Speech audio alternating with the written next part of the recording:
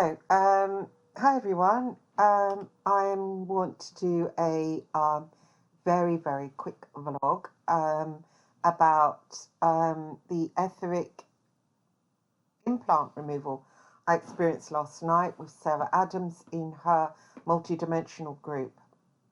Um, I knew it would be good because she's done some shadow work and realm walking in this particular group that runs on a Sunday night. And I believe how you get in, you go through her website, which is under her name. I can post a link below or ask somebody else too. But I just wanted to talk about my experience last night. I always assumed that I had etheric implants. I've heard of them. I think most of us have them.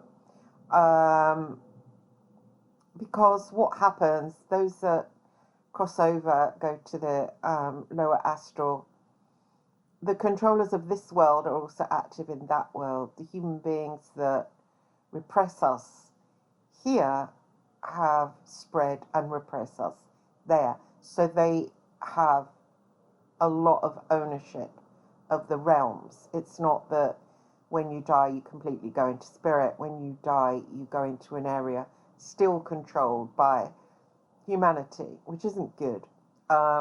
So certain swathes of people are kept down. Now it's called different classes, and we're programmed to believe that it's okay. It's okay that you do badly. It's okay that you suffer. But it's not. It's not the way. We're all equal. There's nobody better. There's nobody that should be in control over us. So I'm certainly a targeted individual, and after a while you get a little sick of being a targeted individual. What it means, it's spiritual targeting, and what it means that it's almost like it's free season on you, for those in power, and it's not nice to be on the receiving end of it. Certainly I became aware of it, but I just read that when you join groups, somebody said to me, I think it was Lisa from Basis One, that ever since she joined Basis, she experienced a lot of targeting, more than she had before. And so did I, actually. It began in 2016. And so when you join these organizations, they are tagged, and everybody that joins in with them is tagged. This is what goes on. I also made an attack on the Roman Catholic Church. I pointed out about my sexual abuse. I told them I was going to expose them in a book, which I did. My Hodder and Starton book. I also didn't like it. My mother left them most of the money out of the will. I pointed out that they were paedophiles to the bishop, and I feel pretty much that they slap back. And because they're a spiritual occultic organization, they don't slap back in the normal ways. So, and also I didn't like the targeting, the fact that sometimes I feel that my life hasn't been my own, that I feel directed to put a lot of energy into things that I haven't got anything from, and that makes you think about this occultic enslaving that goes on, because we're not a free species.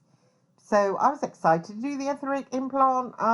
It started last night, and so Sarah takes us up to the higher dimension, and then we have more of a clear run at it. This is similar to shamanic journeying, so some people will have sight of that, others won't. And then we went about forming an avatar and cleaning and cleansing and putting them inside the avatar. Now, it's not so easy to do it by yourself, so Sarah was helping. I actually felt her behind me, actually blowing them out, which is a shamanic practice, to blow. So in my third eye, I had a really thick screw that came out. In my mind, there was just something that just looked like a block. And I'd seen that in therapy for a long time and talked to therapists about having a block and wanting to remove it and thinking that talking would remove it. But this is a spiritual bondage. So that was removed. And then we went down to the neck. I had wire meshing. This is how I swore it in my mind's eye. Wire meshing and a mirror that was shattered, lodged in my throat chakra. Down to the heart chakra, I had a stone heart put in, and something else that seemed like it was going through me, or like a rolling pin going from one side of my chest to the other, and wrapped around it was a program that has run throughout my life. And I read the program, and it was about this X thing that I've always had when I, from age 15, meeting a boyfriend, I would get it in my head that they preferred their exes, which might seem pretty lightweight, but you up that to a really intense level, and it just destroys the relationship because you bring in a third party. And I've done that up to 20 years ago, which is the last time I had a partner. It's terrible, but it's true. And so that has eaten into my life and left me isolated. So that was removed, and then we went down to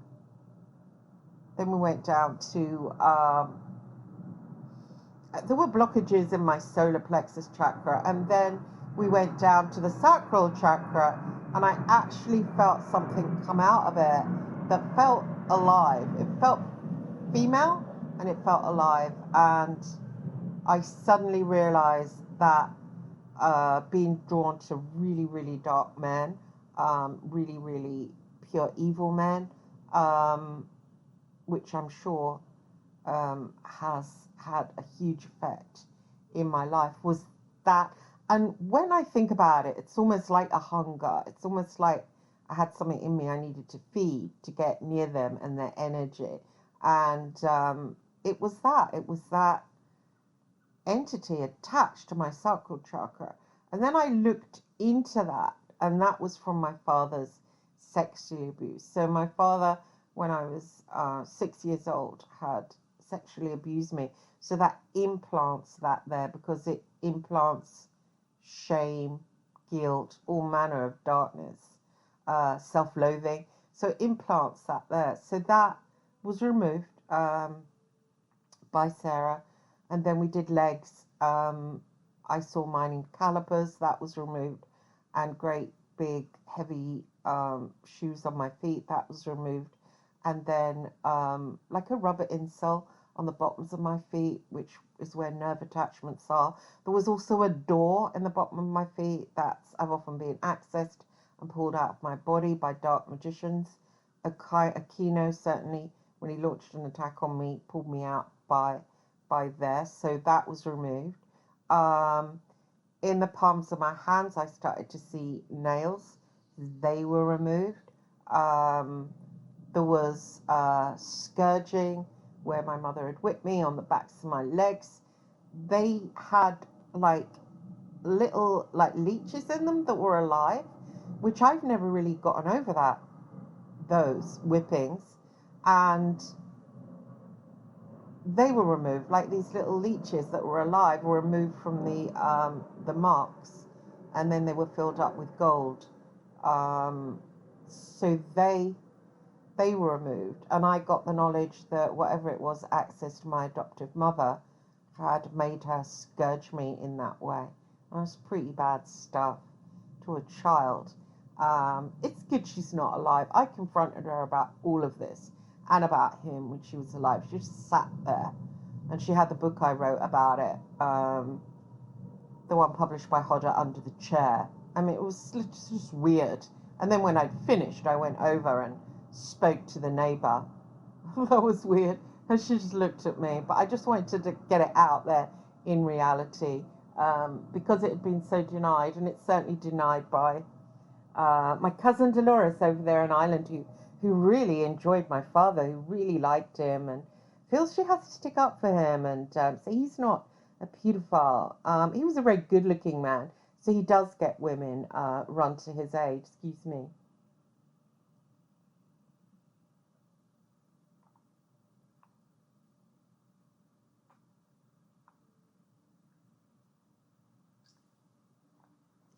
So it was a really interesting, really amazing session. Oh, just so much. And then I felt there was a sheath over my heart that was pulled off, and I had something called a black hood. That's so I'm not sensitive to incoming. Well, I have been obviously sensitive. There was all this in my etheric body, so that was pulled off. Um, Sometimes I do things and think, well, I must be really stupid. What's wrong with me? I haven't got a low IQ, yet I do stupid things.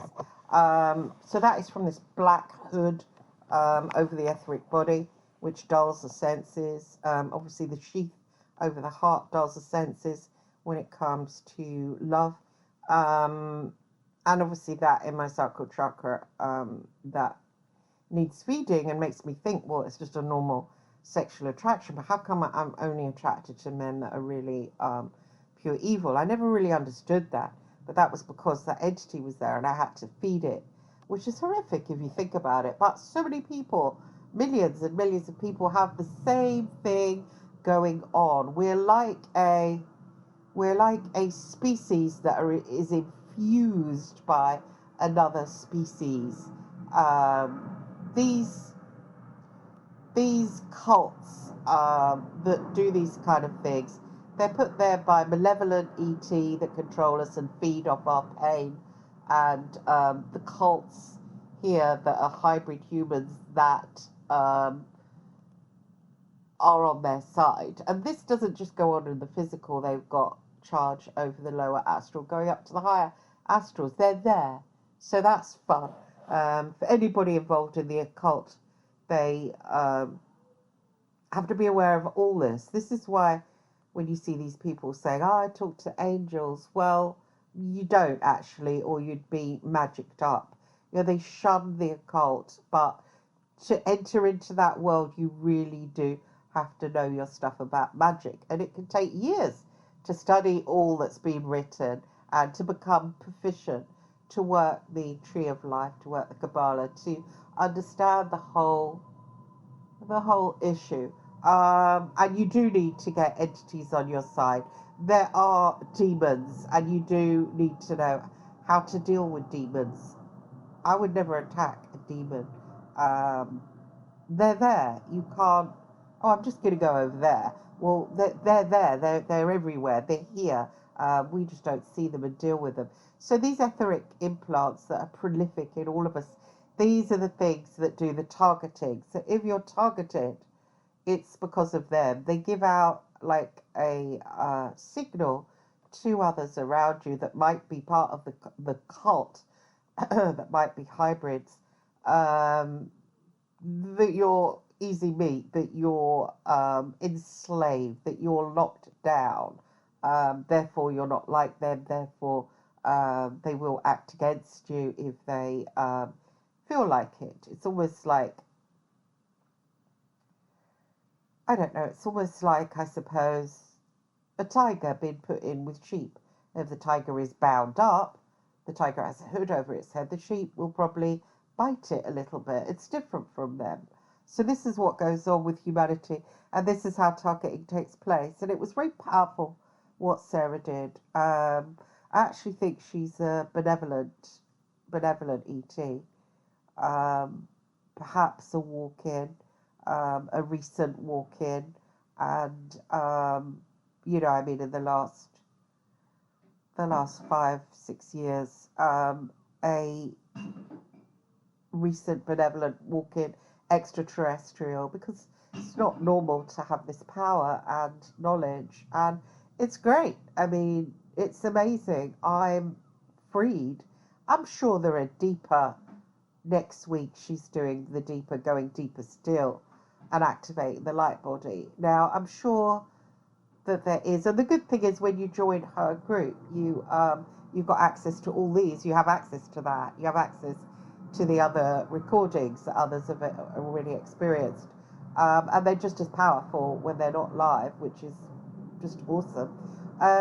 So next week we're going to do the even deeper, and I can feel it when you start. It's almost like when you start dusting, and suddenly you think, oh, that could do with maybe some wood polish too. You kind of notice what's deeper. So, see, I've got a bit of a cold, sorry. So I feel now that there's deeper that I want to come out. You almost feel like Neo in the Matrix when he gets unplugged, because they've got attachments and everything unplugged, plugged into us. It's disgusting. We're not a free species. We're plugged in from these upper levels that we don't know anything about, because we're forced in the 3D. And these etheric implants, they force you more in the 3D. I have always felt that I was forced too much in the 3D, although I obviously can shamanically journey, I'm psychic, I can get out, but I feel almost like I've got someone pressing me down. So I think it was these etheric implants. I definitely feel totally different. This morning I feel like I've had major surgery. I've slept in this morning. I slept in till 8:30. Normally I'm up at 6, and I feel delicate, and I was attacked in my dreams. I started to see myself somewhere, and I was trying to access photographs of me on my laptop, and I couldn't open the pictures. Somebody who seemed to live nearby to me in this astral experience, a man with glasses, maybe in his 50s. He was driving a big 4x4. He asked me to jump in. I then was driven into his complex, which closed gates behind me. I started to feel nervous. He then took me into his home, which seemed to be in a state. He had a really big computer that I was blown away by. Then he let me have the run of his house and said he'd be back later. And then he vanished. So I found myself trapped in astral detention, as it's called, which I haven't experienced for a long time. As I went in one of the rooms, I saw one of the priests down at the church I was a member of. I don't know if I still am. Botwell Church, St Mary's Immaculate Heart, and there's a priest there called Father Phil Blandford, that's it. And he was in one of the rooms eating, and I was hungry, so he gave me his food, and I felt that it had something in it, and then I fell asleep. Never eat. Never eat in the astral. If somebody offers you food, don't eat it. It's just it's to get something inside you. It's really it's an old trick, but if you're not fully awake to the situation in the astral, you can sometimes fall prey to things like that. I saw different color felts, and then I realized that signified some kind of childhood programming, and that the man who had taken me into the house was actually Dr. Green. At this point, I was trying desperately to get out. I did eventually get out, but I believe that was because that astral attack was because I had been born into the Catholic Church. I'd literally been dumped there and placed with an adoption family who were very connected with them, and brought back twice a year for these strange parties, which I do believe were something like some kind of experimentation on us, because I ended up going back into care again, and then ending up working as a private investigator, which is not really normal. It's not really a normal pathway. And then into the press, and suddenly spying on the real IRA. So it wasn't a normal pathway, and I don't think it's a pathway. I certainly wouldn't have chosen any of it. I'm not the type of person that would make, obviously I was a good PI because I had the extra abilities, but I'm not the kind of person, I don't like prying on other people. I didn't want to go out and risk my life in Dundalk and South Almar. It's not, I didn't want to go and sniff around serial killers. It's not organic to me. It's not what I would have done. So it feels strange, and the Roman Catholic Church is very part of this satanic construction that keeps us and keeps anyone aligned with the Christ light in a really piss poor state here. We actually don't live. We're not wanted here. It's they want it as a pure satanic realm, and they're making conditions right now that the earth will become unbearable for people to experience true joy, and there will just be an elite class having any kind of freedom, but they will be part of the cult. So this is how it plays out, and it's going to get darker and darker. So I believe this is because they want their master, whoever that might be, I'm not sure of the name, to come here and to be here. So the frequency has to be lowered because they're a really low frequency, and they can only survive by feeding on our higher frequencies. So this is why they make us feel misery. So I'm quite pleased I got unbonded last night. I feel unbonded. I certainly feel very extrasensory this morning, even more than usual. I feel very delicate as regards to picking up energies, which I don't know how it'll feel when I actually, go out. But I'm sure it will feel like someone who has been blind, who can see that sort of blinding white light. So I've always been extrasensory, but this is sort of taken off a lot of stuff. And in our aura as well, in my aura, there was like a thick inner of a tire that was removed. And all this, they really go to a lot of trouble, but it's put in automatically to anyone of this type. It's put in automatically, and then it plays out. So we aren't a free species. They don't have to break a sweat with knocking us down. It's kind of like a sophisticated tagging system. You come as a prisoner, you get your special tag, and then you live out your life of suffering. And then they've got it set up that we think that you have to suffer to get back to God. But this isn't true. Jesus has done all the suffering for us, and then just shows us the gate.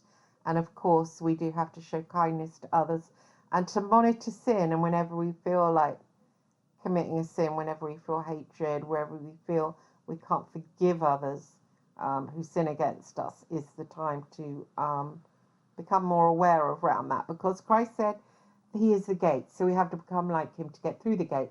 But we don't have to suffer. We don't have to suffer. We can demand to have a good life. We can pray to get these implants removed, or find somebody that can do it. It's definitely worth getting them removed. So I'd just like to thank Sarah Adams for taking them out of me. There was just so many. There's so many. So you can think you're, to a certain extent free of them. And there they all are. It's new different levels. It's new different levels. And yeah, I'm very grateful this morning. Thank you for listening.